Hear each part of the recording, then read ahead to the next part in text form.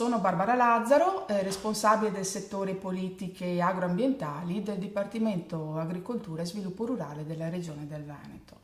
La misura 10, pagamenti agroclimatico-ambientali, prevede numerose opportunità che sono state individuate in risposta a fabbisogni ambientali rilevanti sul tema risorse idriche, suolo, biodiversità agraria e naturalistica e paesaggio.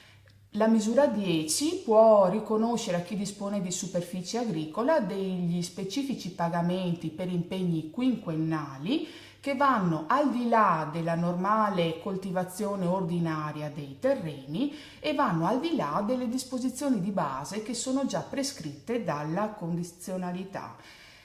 Oltre alla conferma di tutte le azioni che sono già state proposte nel PSR 2007-2013, numerose sono le novità. Tra queste vi sono le azioni della linea di intervento 1016, la principale e importante è la gestione sostenibile della rete idraulica minore che va in collegamento con la sottomisura 4.4 investimenti non produttivi del PSR. Qui si propone di migliorare lo stato ecologico di fossati aziendali, interaziendali, dove vanno a essere ricostituite tutte le componenti ecosistemiche sia della fascia riparia ma anche della vegetazione acquatica interna. Ulteriore novità sta nella misura 1014 dove è stata attivata una speciale linea di intervento per la salvaguardia dei prati seminaturali ricchi di specie.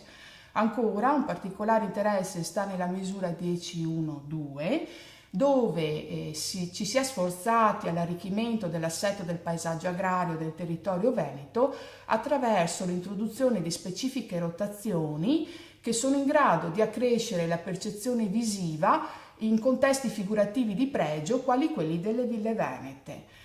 Ancora, nell'ambito della misura 10.1.1, importante essere riusciti ad aver dato continuità agli impegni dell'agricoltura conservativa su terreno sodo già attivati con il PSR 2007-13. Inoltre è stata formulata una nuova proposta che riguarda la minima lavorazione e che prevede interventi meccanici ridotti a salvaguardia del profilo del terreno.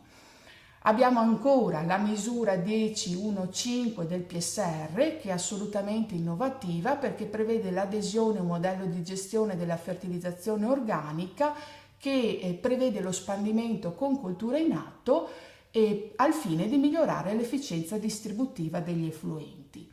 Un capitolo a sé stante è la misura 10.2 del PSR che continuerà a sostenere tutti i progetti di conservazione agraria delle risorse genetiche in agricoltura attraverso dei benefici agli enti pubblici. Da ultimo ricordiamo che tutte queste azioni possono essere anche partecipate attraverso progetti collettivi attivati con la misura 16.5 sempre del PSR. E ricordiamo anche che i potenziali beneficiari possono trovare tutta una serie ulteriore di informazioni sia sulla guida del PSR, sul sito internet regionale e sul portale Piave.